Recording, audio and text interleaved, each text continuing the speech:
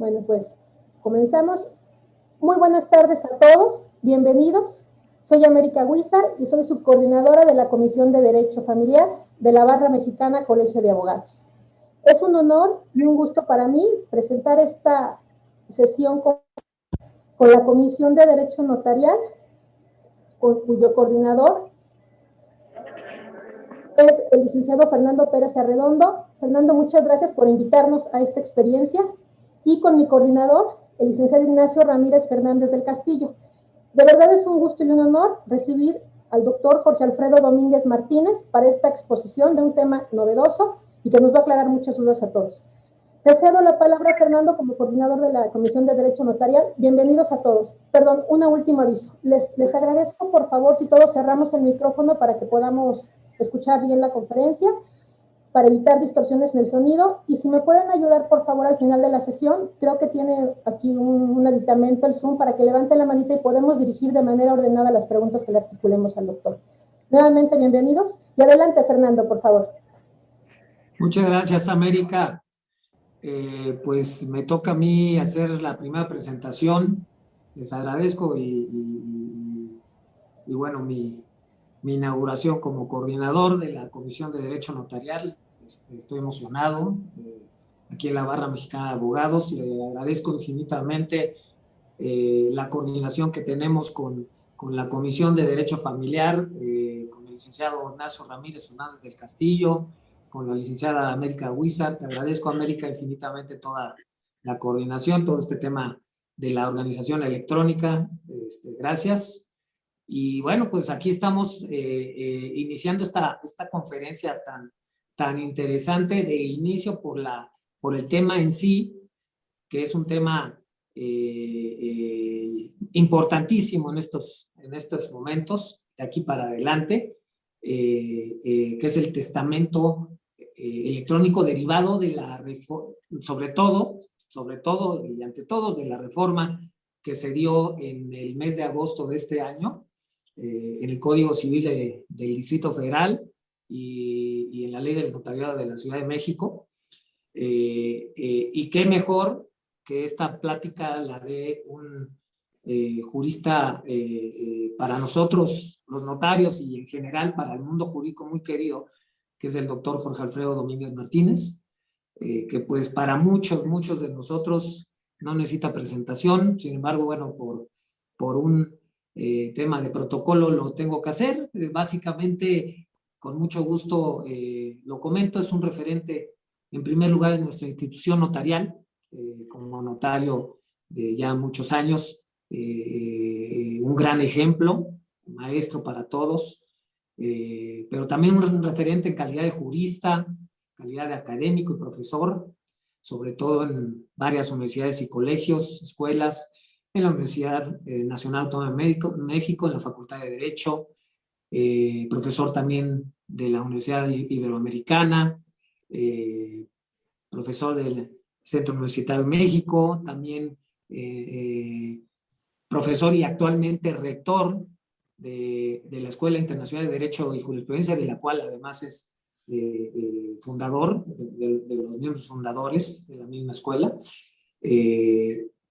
y que es además, por otro lado, autor prolífico de varios temas de derecho civil. Yo estaba leyendo su currículum, bueno, alrededor de 40 obras profundísimas, todas de derecho civil, de derecho mercantil, breviarios del Colegio de Notarios, todos temas que han incidido definitivamente de manera positiva y muy importante en la forma en que miramos en mucho el derecho civil. La verdad, para mí es un orgullo presentarlo, que tengamos esta conferencia, y pues prácticamente aquí yo estoy en espera de la plática que nos pueda tener, porque es interesantísimo lo que él nos pueda decir de esta reforma. Y bueno, pues al efecto quisiera yo a continuación darle la palabra a nuestro vicepresidente de la Barra, el licenciado Víctor Olea, para que también pues pueda hacer los comentarios pertinentes. Estimado Víctor, adelante. Muchas gracias, Fernando. La verdad es que es un privilegio estar con ustedes todos una gran presencia de 144 participantes hasta este momento. Fernando, es tu primera sesión como coordinador de la Comisión de Derecho Notarial, igual que la de Ángel Gilberto Adame. Mi querido Ángel Gilberto, también te mando un fuerte abrazo. Es un verdadero privilegio para la barra mexicana tener a esta Comisión de Derecho Notarial tan activa y con un evento tan importante como el día de hoy. Y más me congratulo porque la misma viene en consonancia con la Comisión de Derecho Familiar, ahorita representada por mi querida Laura América Huizar. Laura América, saludos a Ignacio. Han hecho un trabajo conjunto de primera, y como desde el principio lo comenté contigo, Fernando, es muy importante que esta importante Comisión de Derecho Notarial tenga este tipo de eventos conjuntos con diversas comisiones, porque la materia notarial se vincula prácticamente con todas las comisiones de estudio y ejercicio profesional de nuestro colegio. Y finalmente, qué orgullo, qué honor tener al doctor Jorge Alfredo Domínguez Martínez. Él no se acordará de mí, fue mi maestro de fideicomiso en la Universidad Iberoamericana. Doctor, es un verdadero honor tenerlo aquí con usted y con nosotros, perdón. Y la realidad es de que con independencia de la exposición que vamos a escuchar, debo destacarles y subrayarles a todos ustedes que precisamente el doctor Jorge Alfredo Domínguez Martínez es uno de los 6 candidatos a ser Premio Nacional de Jurisprudencia este año. Ha sido propuesto por 10 instituciones, ni más ni menos. Yo creo que esto es un récord dentro de las postulaciones para el Premio Nacional de Jurisprudencia. Mucha suerte, doctor. Nuestra admiración, mi respeto personal y profesional por usted. Y adelante, Laura América y Fernando, es un gusto y seremos todo oídos para esta interesantísima exposición y el tema que no es lo menor. Muchas gracias. Muchas gracias. Doctor, comenzamos, por favor. Bueno, pues yo soy el agradecido y el honrado con permitírseme participar, con la invitación de que he sido objeto, y de veras que me siento muy comprometido, porque ahora o sale bien, caray, con tantos elogios y tantas palabras tan inmerecidas que pues traeré a nuestra reunión lo mejor en cuanto a mis puntos de vista con las limitaciones que tengo. Resulta que pues, agradezco a las comisiones notarial y familiar de la barra, al señor licenciado Víctor Olea y a todos ustedes el que estemos participando en este evento. El tema, como se anuncia, es aquello del testamento electrónico, aciertos y desaciertos. El decreto correspondiente fue objeto de publicación en la Gaceta Oficial Local de 4 de agosto de 2021 y comprende modificaciones tanto a la ley del notariado como al Código Civil locales.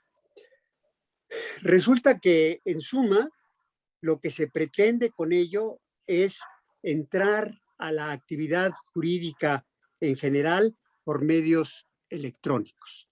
Claro, nuestro tema concreto es el llamado, o que así se le ha dado en llamar, y así lo tenemos, así tenemos etiquetada la reunión de hoy como el testamento electrónico. Pero en realidad forma parte de un buen paquete de modificaciones, como decíamos, tanto al ordenamiento notarial como al Código Civil de la ciudad. Por lo que se refiere a las modificaciones a la ley del notariado, bueno, pues son en un gran número, tienen muchas disposiciones, muchos más que las del Código Civil, y en realidad son para que las descartemos, como también vamos a descartar otras del ordenamiento civil, porque no son el tema central que vamos a platicar el día de hoy.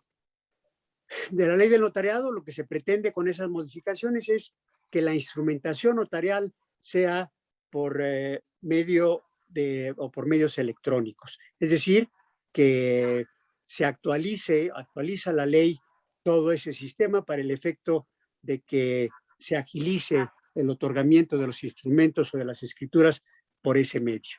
Claro, dado la implementación tan grande y tan ingente que tiene, que bueno, le están dando una vacación a esas reformas de 2 años. En cambio, las del Código Civil, aun cuando indirectamente también hay una que se refiere a esos 2 años de vacación, de vacatio legis, ¿verdad?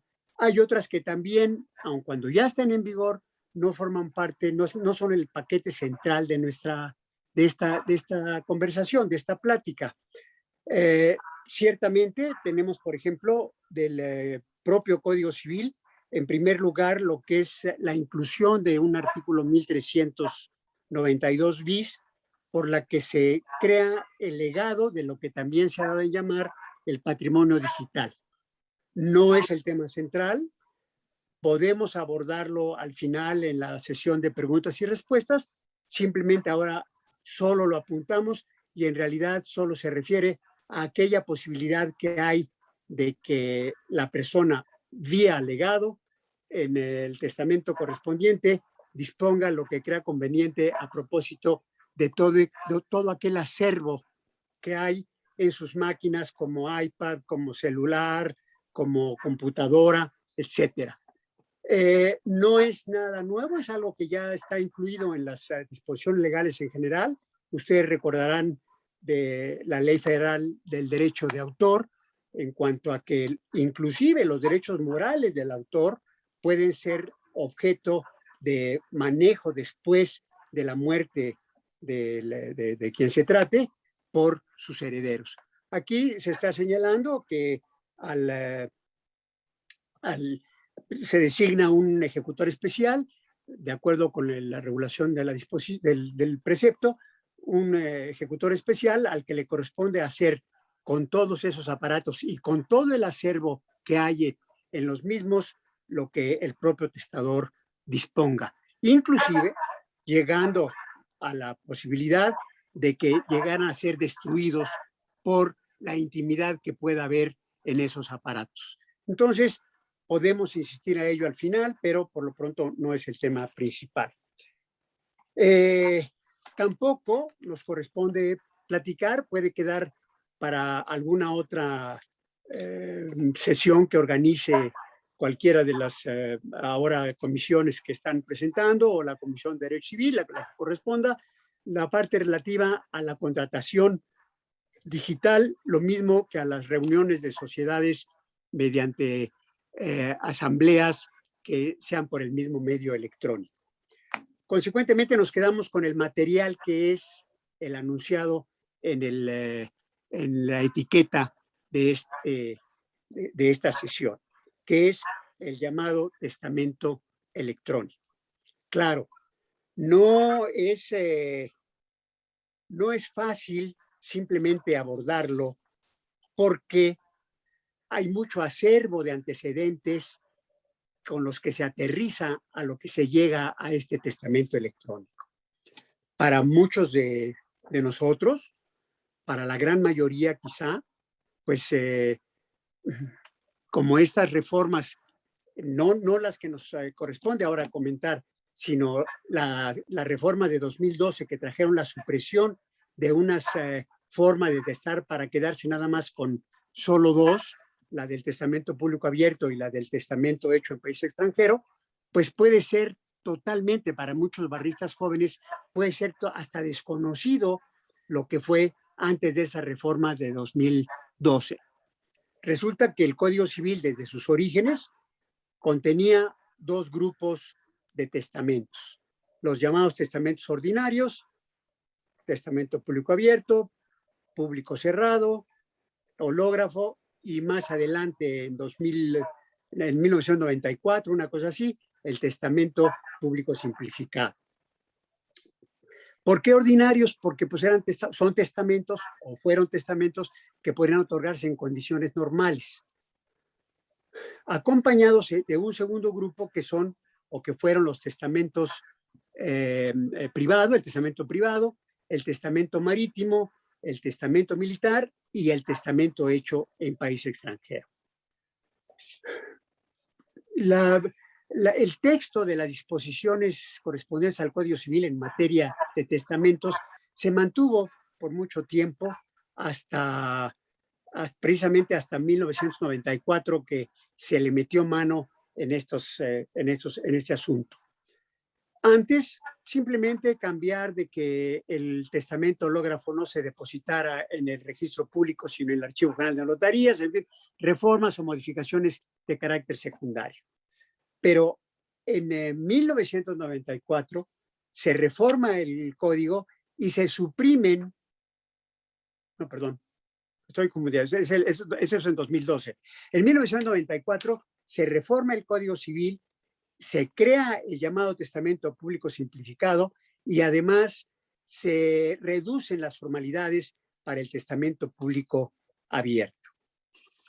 Por su parte, en 2012 es que se suprimen todos estos testamentos, tanto ordinarios como especiales, para quedarnos nada más con el testamento público abierto como único testamento normal, como único testamento ordinario.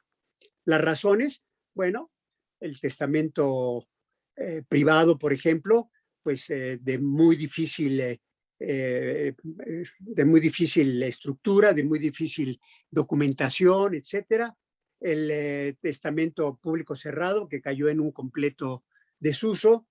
El testamento hológrafo, también dando lugar a muchos defectos en su redacción, en su dinámica, y después dio motivo a juicios interminables, de tal manera que se sacudió el ordenamiento civil de este tipo de testamentos. E insisto, se quedó únicamente el testamento público abierto, es decir, el que se otorga ante notario.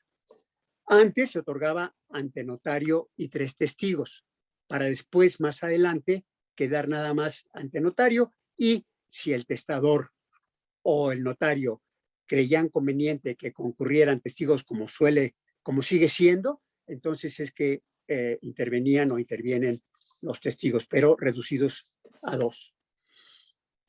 En mi concepto, la supresión, así haya habido razones importantes para hacerlo, la supresión del testamento privado como una manera especial de testar y del testamento hológrafo como una manera ordinaria de testar, creo que limitaron las posibilidades de otorgar testamento en cuanto bien fuera la secrecía, es decir, aquella persona que quería testar sin que fuera conocido el contenido de su testamento, porque precisamente el testamento público abierto lleva esa denominación porque es un testamento, primero, otorgado ante notario, de ahí lo de que sea público, pero testamento abierto porque se conoce su contenido, es decir, consta en el protocolo, lo conocen los testigos, lo pueden conocer los empleados de la notaría, etc.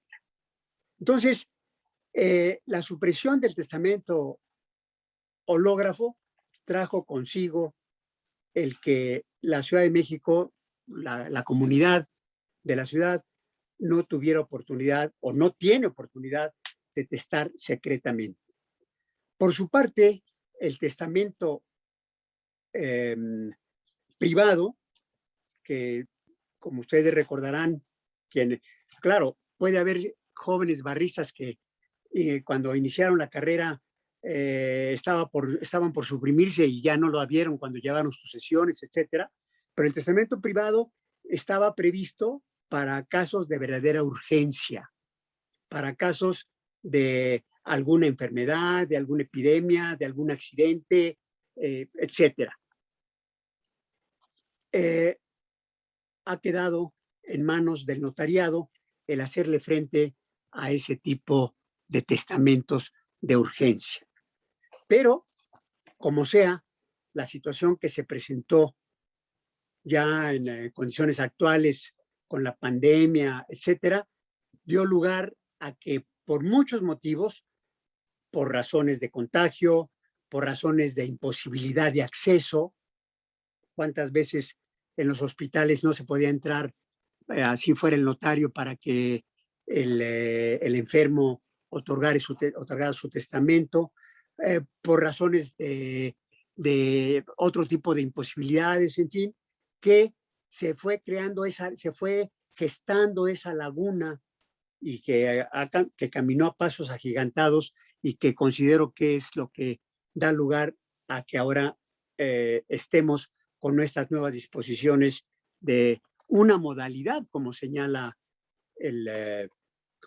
las propias modificaciones, una modalidad del testamento público abierto. En realidad, en mi concepto, no se trata de una modalidad de este testamento, sino que es un testamento especial, de todos modos ante notario, pero no deja de ser un testamento especial por las condiciones especiales en las que se está otorgando. Este testamento, como nueva modalidad, aparece regulado en las reformas en el artículo 1520 bis.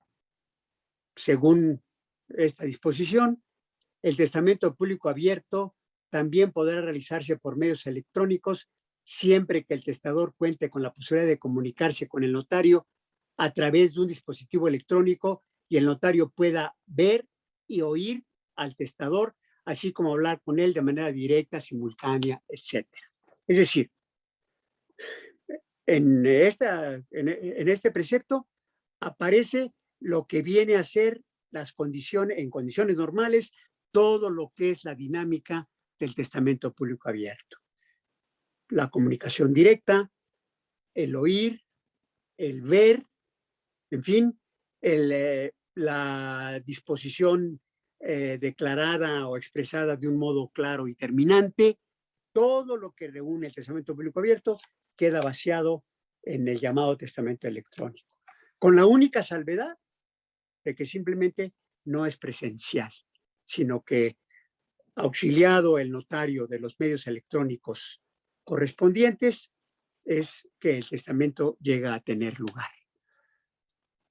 Tiene en la regulación de los preceptos nuevos de la ley, tiene algunas características que creo que sí pueden ser objeto de comentarios especiales. En primer lugar, lo que son los supuestos indispensables o los supuestos fundamentales para que llegue a atestarse en estas condiciones. Según la disposición que señalaba, el artículo 1520 bis, para que se actualice este tipo de testamento, así lo establece la ley, para que se actualice, es decir, se actualizará cuando el testador se encuentre en alguno de los siguientes supuestos. Y se cae en todos aquellos supuestos más o menos expresados de una manera u otra, con sinónimos o muy parecidos que los que tenía el testamento privado. O sea, estar ante un peligro inminente de muerte por parte del testador, el que esté sufriendo de una enfermedad grave o contagiosa, el que padezca lesiones, sufra lesiones que pongan en riesgo su vida, o bien cualquier situación que no permitiera el acceso a donde se encuentra quien pretende hacer testamento. Entonces, este es cualquiera de estos supuestos es fundamental para que tenga lugar este tipo de testamento. Pero además se requiere, porque así lo establecen las reformas, se requiere que el testador se encuentre dentro de la Ciudad de México. Dándose este supuesto, es que nace la consecuencia de que puede tener verificativo el testamento en utilización de lo que es el artículo 1520 bis. Ahora bien, otro artículo adicionado también para este testamento es el artículo 1520 ter. Según su texto, y hay una serie de supuestos, ¿verdad? Según su texto, resulta que si las condiciones lo permiten, así lo señala su fracción primera, si las condiciones lo permiten, el testador podrá haber hecho con anterioridad del conocimiento del notario el contenido de su voluntad por cualquier medio. Esto es algo interesante. En realidad, es algo que ya los notarios podemos llevar a cabo.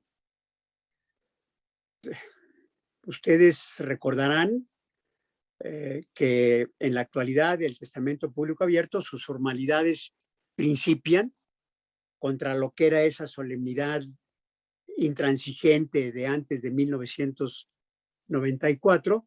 En la actualidad, desde 94 para acá, las formalidades en el testamento público abierto empiezan con la lectura del testamento, la manifestación de conformidad del testador y la firma del instrumento correspondiente. Inclusive, esta reforma del año 94 al Código Civil actual proviene de unas reformas de 1991 al Código Civil español. Y es muy interesante y curioso que en el ordenamiento español se señala que el testador hará saber al notario de un modo claro y terminante, pero que bien puede ser verbalmente o por escrito. Es decir, es algo que además en la realidad tiene constante positividad. Es decir, es frecuente que el cliente mande un memorándum con el que señala cuál es el sentido de sus disposiciones, que lo mismo puede ser verbal. Pero todo lo que es, como era antes el testamento público abierto, que desde su inicio hasta el momento de su otorgamiento debía ser acto continuo, no en un solo acto como señala actualmente nuestro código, porque es un absurdo que se señale que el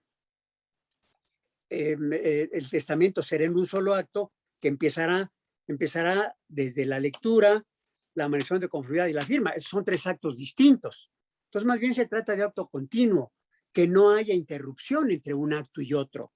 Inclusive, el Código Civil español establece que, salvo que haya alguna emergencia, alguna situación especial en el que llegue a tener lugar una interrupción, quizá que entre una enfermera a dar una medicina, a que tome una medicina el testador, o que alguien tiene que pararse al baño, en fin, cualquier circunstancia que haga que dentro de lo razonable tenga lugar la interrupción. Pero fuera de eso, se trata de una continuidad en los actos. Entonces, nada impide, insisto, no solo para el Nuevo Testamento electrónico, sino más bien en general, nada impide que las instrucciones, las indicaciones del testador se adelanten por escrito al notario. Al fin, las formalidades van a empezar desde la lectura del testamento. Ahora, tiene otro aspecto este testamento electrónico que sí resulta un tanto cuanto preocupante en su aplicación. Es el caso de que la fracción segunda del artículo 1520 ter señala que para el otorgamiento, es decir, en su encabezado, para el otorgamiento del testamento público abierto descrito, se observará lo siguiente: la asistencia de 2 testigos que a solicitud del notario, del testador o del notario, estén físicamente junto al testador y a la vista del notario. Eso tiene muchos bemoles, muchos asegúnes. Parece, en primer lugar, como si estuviera exigiendo en todo caso la presencia de los testigos. Sin embargo, hay muchas disposiciones en las propias reformas que en todo caso, es decir, cuando se establecen, de su texto se desprende de que en caso de los testigos, por ejemplo, señala, ¿qué pasa, por ejemplo? Es decir, si ustedes ven el artículo 1520 ter, fracción cuarta, al final establece que en su caso la lectura podrá llevarla a cabo un testigo. ¿Cuál es esa en su caso? Pues solo que haya testigos. Lo mismo, la fracción, el mismo artículo 1520 ter, fracción sexta, inciso A, se refiere a que tanto el testador como tanto el notario como los testigos en su caso, o sea, ¿cuál es ese en su caso? Pues cuando va a haber testigos, solo así se entiende, ¿verdad? Certificarán la identidad del testador y su plenitud o su cabalidad de juicio.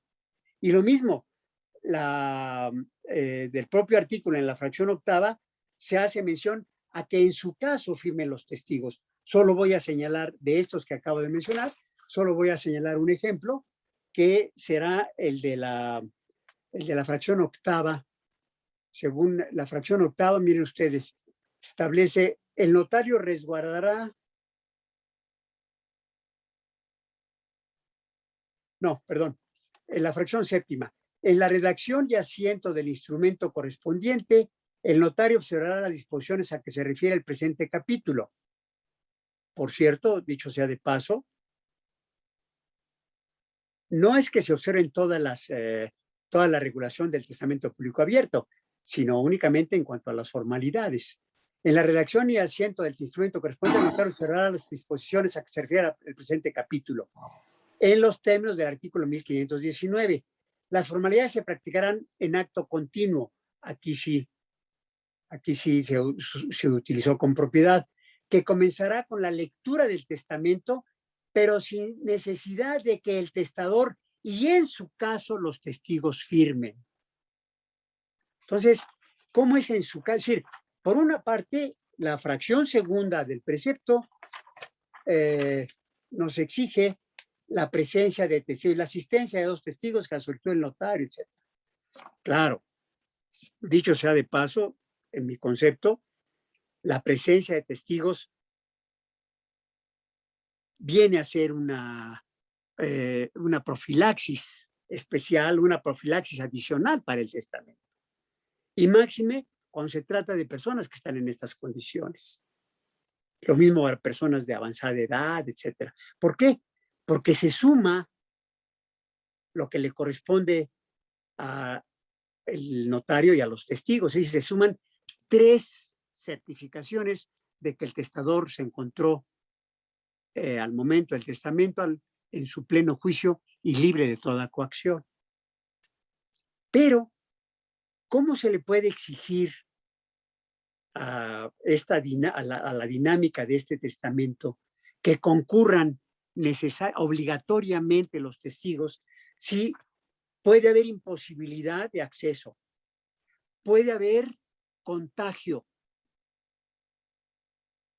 Entonces, pues, si se contagian los testigos, que se contagie el notario también, o que no se contagie ninguno de los 3 o de los 2 testigos y el notario, que parece difícil. Yo creo que es algo que debe ser objeto de revisión.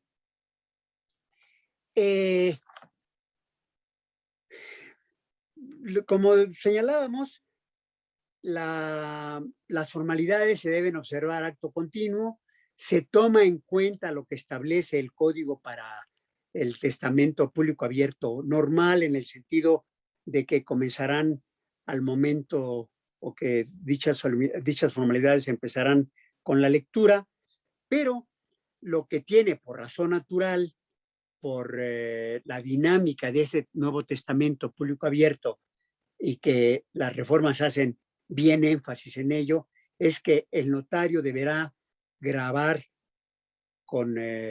y filmar con los sistemas a su alcance para que la grabación y la filmación sean agregados al apéndice del instrumento correspondiente.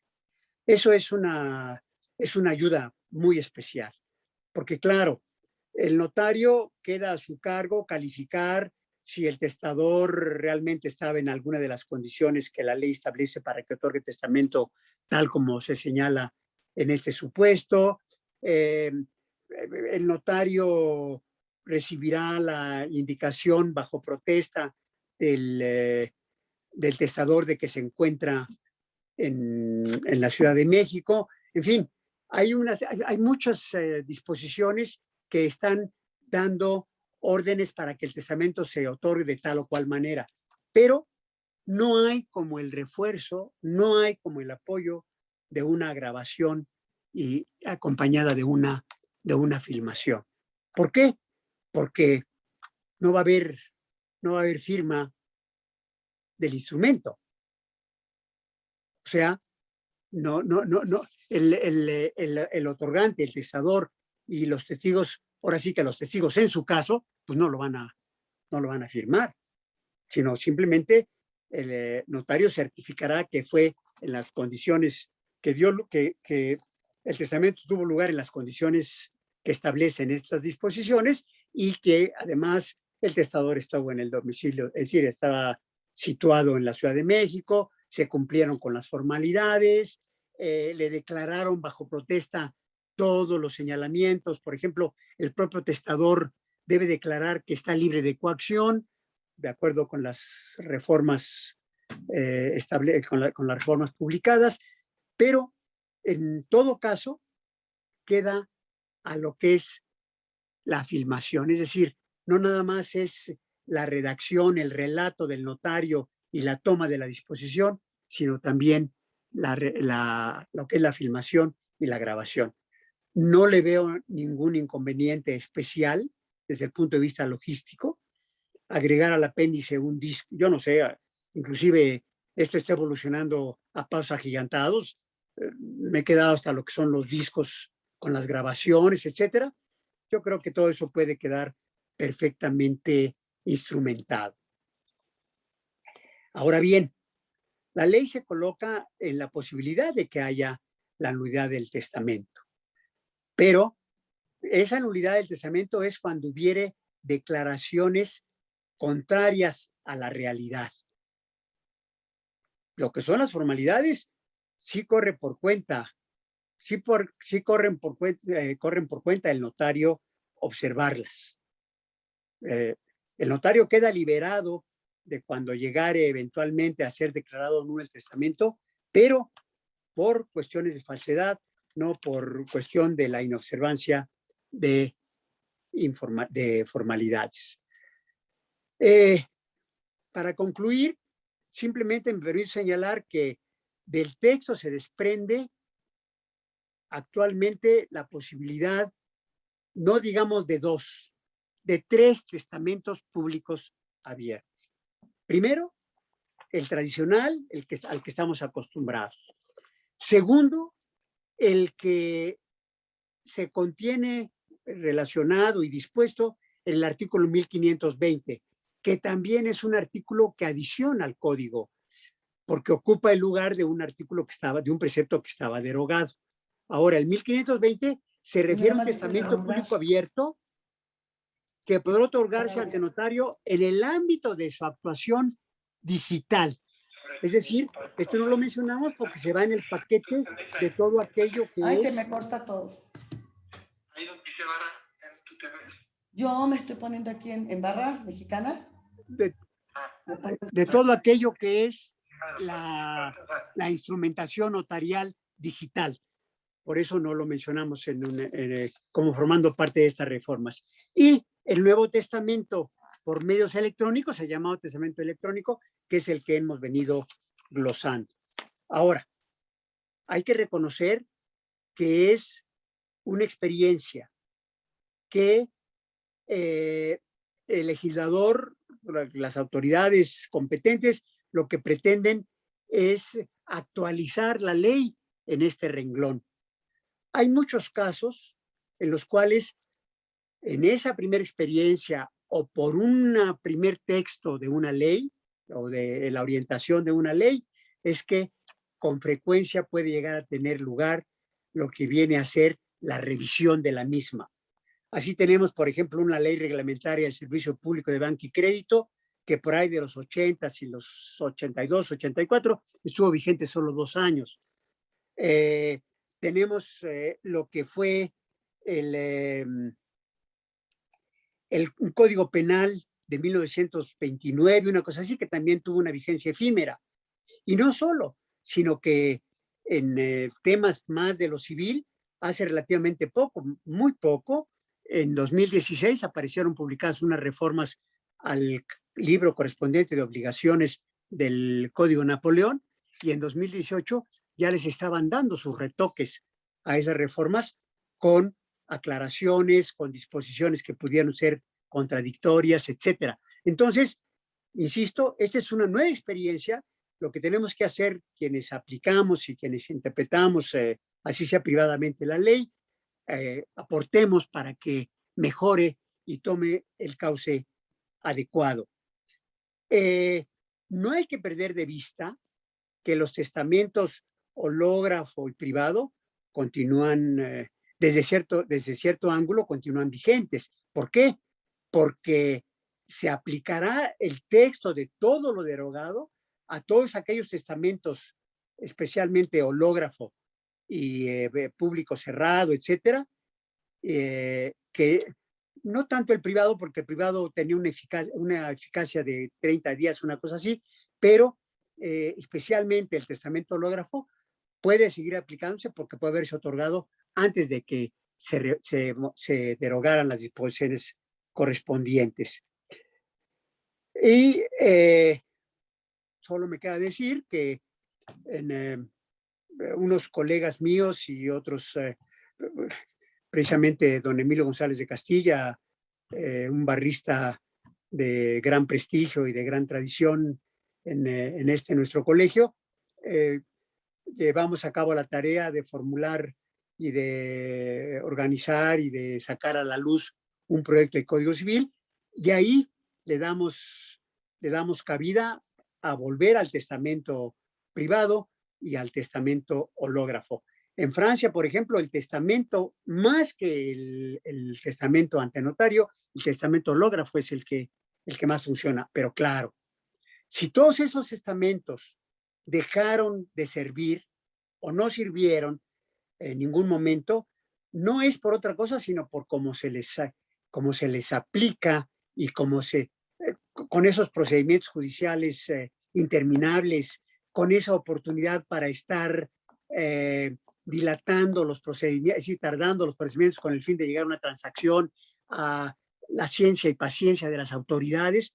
Por eso es que así no hay institución o figura que sea materia de un capítulo en un ordenamiento legal que pueda tener un feliz resultado. Va a depender de su aplicación. Entonces, pues es lo que puedo comentar. Ojalá haya sido de alguna utilidad, y estoy a sus órdenes para lo que a su vez puedan ustedes decir a fin de enriquecer esta sesión. Muchas gracias. Doctor, muchas gracias por su participación. Ha sido muy interesante y muy clara la explicación que nos ha dado, y efectivamente vemos cómo se va desarrollando.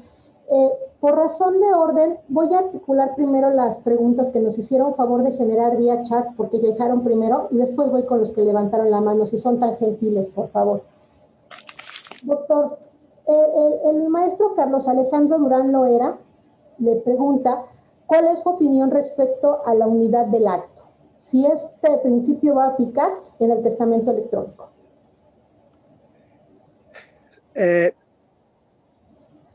Sí va a aplicar, es decir, lo que desde siempre se entiende que en realidad, como dijimos, no es una unidad del acto, porque se trata más bien de que los actos sean de manera continuada, que no haya interrupción entre un acto y otro.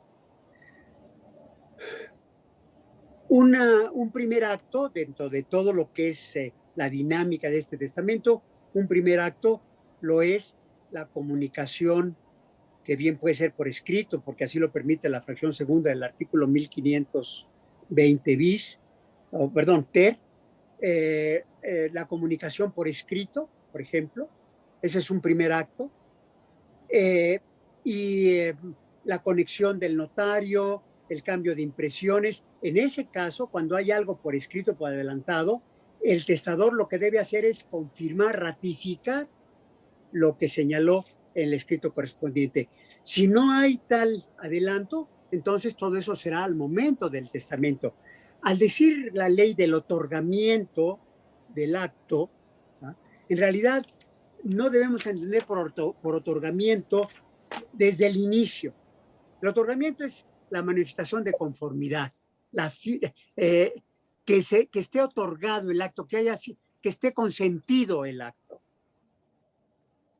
Entonces, mientras se cumpla con la lectura del testamento, la manifestación de conformidad del mismo, y en su caso, la firma del mismo, que será la autorización de parte del notario, se habrá satisfecho la continuidad del acto. Y más que, es decir, no, insisto, no es que sea un solo acto, que los actos sean continuos y que podría darse el supuesto de que hubiera una pequeña interrupción. Eso ni hablar. Y eso además va a quedar filmado, pero a veces se justifica. Muchas gracias, doctor. La siguiente pregunta la hace la maestra Laura Plasencia y nos pregunta, ¿cómo se acreditará ante el notario que el testador se encuentra en alguno de los supuestos que establece el artículo 1520? Las propias modificaciones señalan que el notario dejará constancia en el instrumento de los hechos relevantes que a su juicio motivaron que el testamento se otorgara en las circunstancias expuestas, así como el entorno observado por él en todo el tiempo en que el acto tuvo lugar. Es decir, queda a la calificación del notario que la persona que pretende otorgar testamento en estas condiciones, queda a la calificación del notario el decidir si efectivamente se está requiriendo este tipo de testamento. Así está la ley. Perfecto. Es la fracción quinta del artículo 1520 ter. Muy bien. La siguiente, doctor. El maestro Hugo Antonio Castel le pregunta, aparte de la certificación y firmación que harán los notarios, ¿deberán resguardar el testamento en la nube para su preservación? ¿Qué otro documento electrónico sería viable para tales efectos de preservación? ¿Y qué documento se entregará al testador para hacer constar su voluntad hacia sus posibles herederos? Creo que piden muchos en la misma, perdón. Bueno, vamos a ver a cuántas alcanzamos. Gracias. En realidad, aquello de la nube y todas esas cuestiones, yo creo que es de la instrumentación notarial.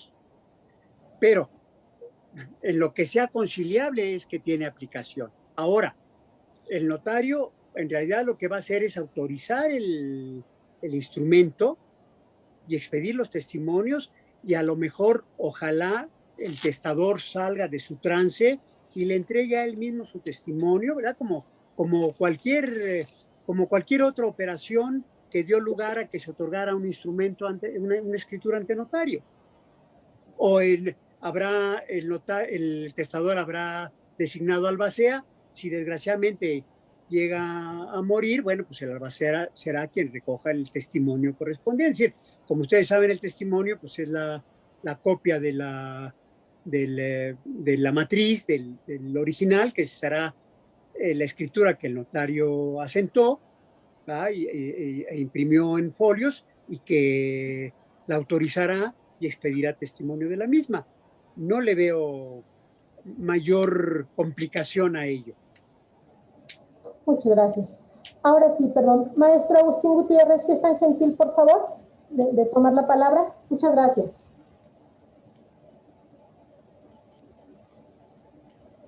¿Qué tal? Buenas tardes, doctor. Otra vez.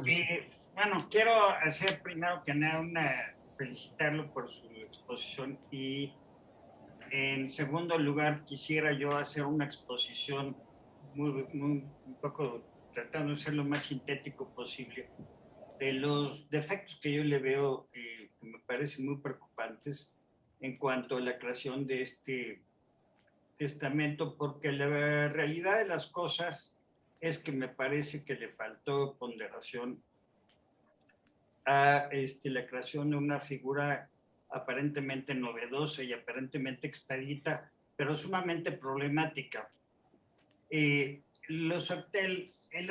Para empezar, el artículo 1520 bis, aunque hace una serie de enunciados de 4 supuestos, en realidad lo que tienen en común todos estos supuestos es que el notario y el testador no están en posibilidad de estar frente a frente como lo haríamos tradicionalmente en nuestras oficinas, o bien yendo a sus domicilios y demás.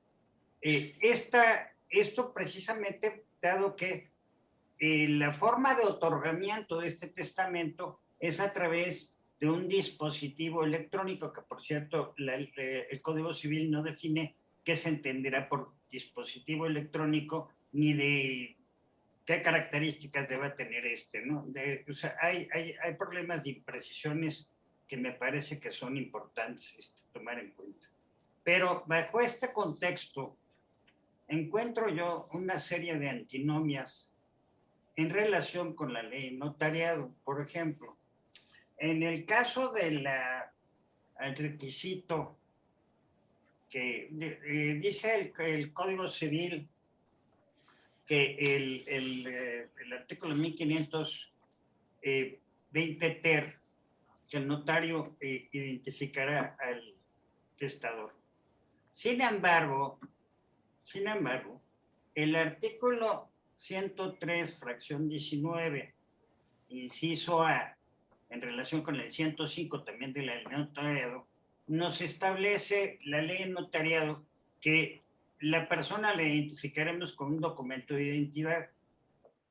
Pero tenemos aquí un problema porque precisamente al no estar frente a nosotros, al no estar, no estamos en presencia de la persona de manera física, sino de una manera, llamémosle virtual, ¿cómo cumplo yo con la obligación de estudiar el documento, que es lo que me pide el artículo 105, y además agregar copia del mismo al apéndice?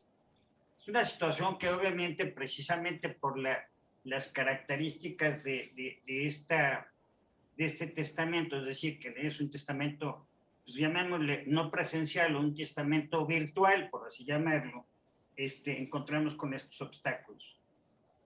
El otro obstáculo, que es el inciso E del mismo artículo, de la misma fracción 19ª del artículo 103 de la ley notariado, que se refiere precisamente al problema que usted incluso ya de alguna manera mencionó, que es el problema de la manifestación de voluntad. Porque aparentemente, diríamos, el Código Civil me suprime el requisito de la firma del testamento, pero no es un tema tan sencillo, porque sigue vigente la obligación del notario establecida precisamente en este inciso E de la fracción 19ª, de que el otorgante, en este caso el testador, tiene que manifestar su voluntad de 2 maneras. La primera es su manifestación de voluntad verbal, su conformidad. Y segundo, que esa conformidad se manifieste de manera escrita a través de su firma en el instrumento. Ese es un primer problema otro de los temas problemáticos que veo. Otro tema es que la fracción 4ª del artículo 1520 ter, aparentemente, o sin cuidado de parte del legislador, dice, lo voy a leer la fracción nada más para que se entienda, dice: Agustín. Deberá grabar en cualquier dispositivo electrónico de manera nítida e ininterrumpidamente esta manifestación. El acto constará en audio y video. Bueno. Sin embargo, nos vamos a la fracción octava del mismo artículo y nos dice que el notario lo agregará a la pensa como simplemente una prueba documental del acto. Entonces, aparentemente, por lo que estamos reduciendo este tipo de testamentos, una mera fe de hechos. Yo le diría tres cosas, Agustín. Gracias, maestro. Adelante, por Si me favor. autoriza. Me gustaría tu comentario. Sí, rapidísimamente, Agustín. En primera, dentro de la regulación del testamento, existe la posibilidad de que ni siquiera se identifique al testador. Efectivamente. Así está en el Código Civil y en última instancia lo que importa es que se otorgue el testamento. La identidad del testador puede ser a posteriori, por una parte, y eso lo señala expresamente el artículo 1505. Si la identidad del testador no pudiera ser verificada, se declarará esta circunstancia por el notario. Sin embargo, está claro, bueno, te dice la reforma que no puedes identificar por medio de testigos al testador. No lo estás identificando por medio de testigos. Correcto. Puedes llegar a no identificarlo en primera. Ahora, son problemas, pues para eso estamos los abogados, para resolverlos. Muchas gracias, perdón, maestro. Maestro Agustín Gutiérrez, muchísimas gracias. Por razones de tiempo le ofrezco una disculpa. Le tengo que ceder ya la palabra al maestro Jaime Romero. Mil disculpas. Adelante, maestro, por favor. Buenas tardes, ¿me escuchan? Felicidades, doctor, por su disertación. Ya quedó resuelta la pregunta sobre la identificación del testador. Efectivamente, hay esa posibilidad.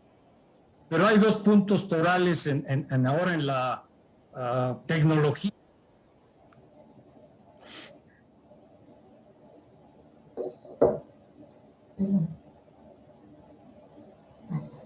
Se fue el audio. Maestro Jaime Romero, no sé si nos puede ayudar con su audio. Si no es posible en lo que lo retoma, o si nos ayuda, por favor, a anotar la pregunta en el chat y con mucho gusto la articulamos al doctor. Perdóneme, no le escuchamos. Perdón. La siguiente pregunta. La maestra Jazmín Perla Garduño pregunta, doctor, ¿cuáles son los candados o garantía de la voluntad del otorgante? Es decir, ¿cómo asumimos que no existe presencia de diversas personas, incluso detrás de las cámaras de video, que pudiesen coaccionar al otorgante? Hay la declaración de parte del propio testador de que se encuentra libre de toda coacción.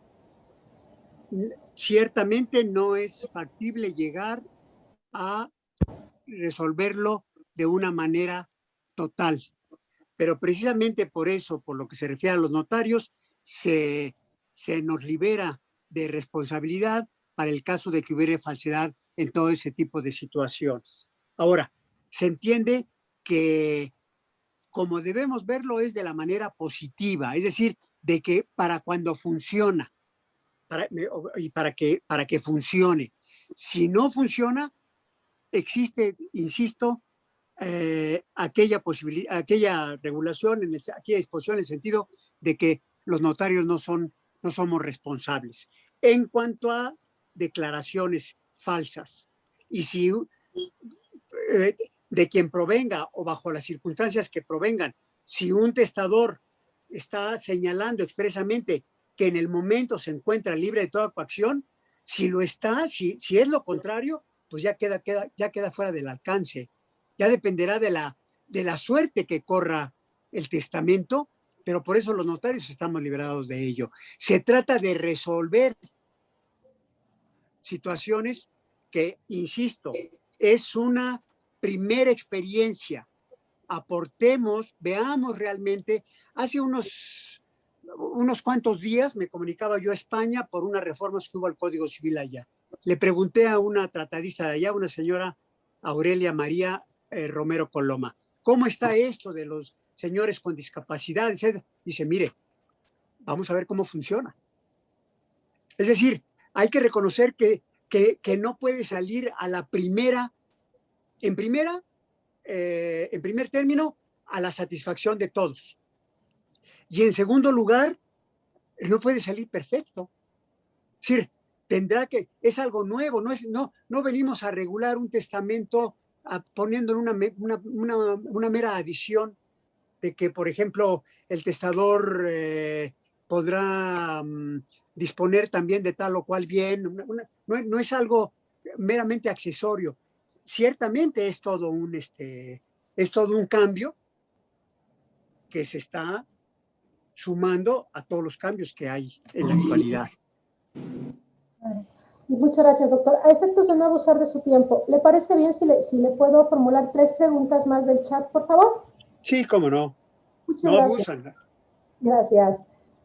La siguiente es de la maestra María Elena Horta García. Primero la felicita por su excelente exposición. Además tenemos muchísimas felicitaciones, doctor. De verdad, muchas gracias. Y comenta, comparto su opinión de rehabilitar el testamento hológrafo atendiendo a la obligación del Estado de proporcionar en forma gratuita la seguridad jurídica del gobernado para plasmar su voluntad para después de su muerte. ¿Pero cree que es necesario modificar los requisitos para su emisión? ¿Para su qué, perdón? ¿Emisión para otorgarlos? ¿De qué? ¿El testamento hológrafo? Sí, señor.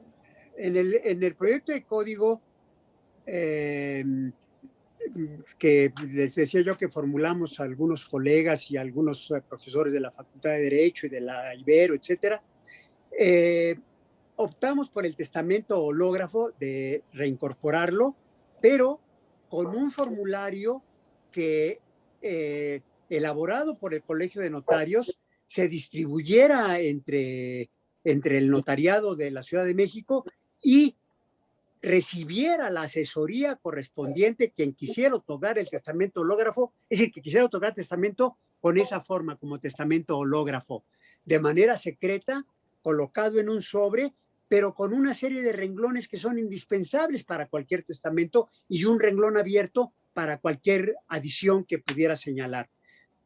Hecho del puño y letra, pero con un esquema, con un formulario. Creo que esa puede ser una buena aportación.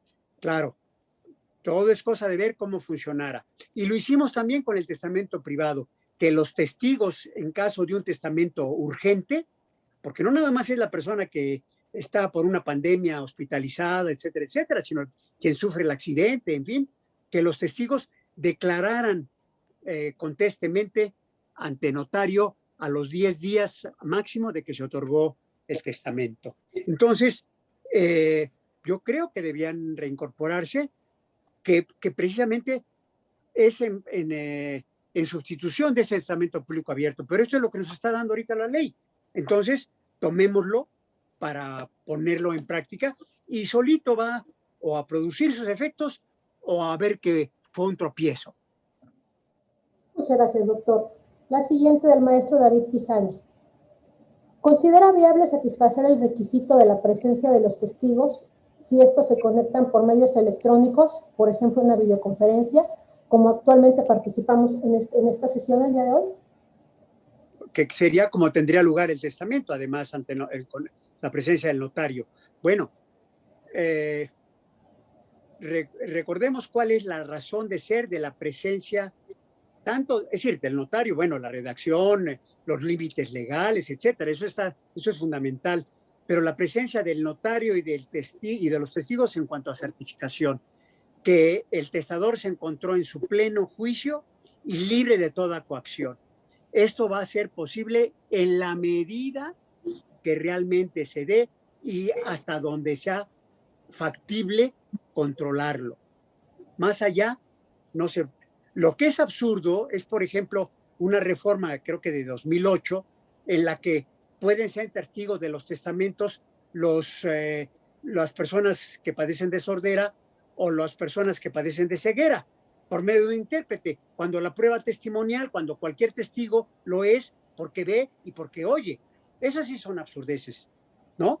Y está como derecho vigente. Pero, en general, hasta donde sea el límite. Lo primero que tendría que decidirse es si la presencia del testigo es indispensable, porque ya vimos que por una parte sí lo está pidiendo como indispensable y luego se está señalando que en su caso, es decir, se entiende que en caso de que haya presencia de testigos. Eso es algo que debe aclarar el legislador. Claro, perfecto. Como dices, sobre de la marcha iremos viendo cuáles son los defectos. La última pregunta, por favor. Les ofrezco una disculpa, tenemos muchísimas preguntas, pero por razones de tiempo tenemos que reducirnos. La última pregunta la formula la maestra Jimena Rodríguez y dice respecto a la identificación del testador. ¿Sería conveniente solicitar vía electrónica el documento oficial con el que se va a identificar el testador? Yo creo que sería el único medio. Es decir, no solo conveniente, sino parece elemental, parece indispensable que lo menos que puede hacer es mostrarlo y que va a aparecer en la filmación y que se tome nota del mismo, etcétera, en el propio instrumento. Todo queda sujeto a que sea una realidad. Si está mostrando un documento falso el testador, bueno, llegará el asunto a tribunales y se declarará la nulidad del testamento. Doctor, le agradezco mucho. Creo que por la cantidad de preguntas lo vamos a comprometer a reserva de que ahorita le doy la palabra al licenciado Fernando Pérez Arredondo. Le vamos a comprometer a una segunda sesión de este mismo tema, independientemente del bloque de reformas que se dieron el 4 de agosto. Pero en concreto, la verdad es que tenemos muchísimas preguntas que se han quedado en el tintero. Nuevamente le agradezco por parte de la Comisión de Derecho Familiar del licenciado Ignacio Ramírez Fernández del Castillo. Y adelante, por favor, Fernando. Muchas gracias. Muchas gracias, América. Doctor, muchas gracias por la exposición, como siempre, extraordinaria, muy profunda. Tomé algunos apuntes, algunas notas y conclusiones. Yo ya había platicado con usted, con mi maestro, de este tema. Y bueno, pues yo voy a comentar así como reflexión, como conclusión, humilde de mi parte. De este tema importantísimo de la reforma, qué es lo que busca la reforma, y eso lo platicamos usted y yo, y usted me lo comentó con mucha claridad. El adecuarse a una necesidad imperante de la sociedad, de lo que ha estado pasando, y no solamente es el tema de lo que ahorita vivimos, que es el tema de la pandemia, sino situaciones que también podemos estar viviendo, que el mismo código está considerando como posibilidades o situaciones por las cuales se puede otorgar este testamento, que ciertamente yo también creo que es un testamento especial, pero finalmente tenemos que considerar que la gente, las personas tienen derecho a hacer testamento en cualquier circunstancia de su vida, siempre y cuando tengan una capacidad suficiente, y en ese sentido lo que busca la ley y esta reforma pues es dar las condiciones para eso. Y por otro lado, atenúa nuestras obligaciones como notarios, considerando una realidad, y la realidad es que por supuesto no se dan todas las seguridades, este testamento no da todas las seguridades que un testamento público abierto, común y corriente puede dar. Entonces, aunque es una ley perfectible, como bien lo dicen, es mi opinión, es una ley que busca solucionar esta necesidad de darle a la ciudadanía esa posibilidad de otorgar el testamento en estas condiciones, y como usted bien dice, como conclusión también, el pensar en esa posibilidad de reactivar, de reavivar el testamento hológrafo, el testamento privado, como posibilidades también para que la ciudadanía tenga esas alternativas. Le agradecemos mucho, doctor, su presencia, su conferencia, su plática siempre tan profunda, interesante, y pues le tomamos la palabra, si usted está de acuerdo, le tomamos la palabra a América para que podamos tener una segunda sesión y una continuación de la plática, y sobre todo yo creo que este tema pues nos va a dar mucho ya cuando en la práctica se nos empiecen a presentar los primeros casos, si no es que a algunos colegas notarios ya se les haya presentado alguno. Seguramente vamos a tener situaciones en las cuales nos hagan pensar de qué manera vamos a otorgarlo, pero definitivamente estoy de acuerdo con usted, la reforma está hecha para que para que digamos sí a la reforma. Vamos a ver cómo otorgamos y en qué condiciones se pueden otorgar, y podamos ser un elemento coadyuvante para la ciudadanía. Le agradecemos mucho, doctor, por todo. Gracias a ustedes por la invitación y estoy a sus órdenes. Muchas gracias. Gracias a todos por acompañarnos. Muy buena tarde. Gracias. Hasta luego, buenas noches. Buenas noches. Buenas noches a todos. Buenas noches. Hasta Buenas luego. noches. Buenas noches. Gracias por la invitación. Muchas gracias. Buenas tardes.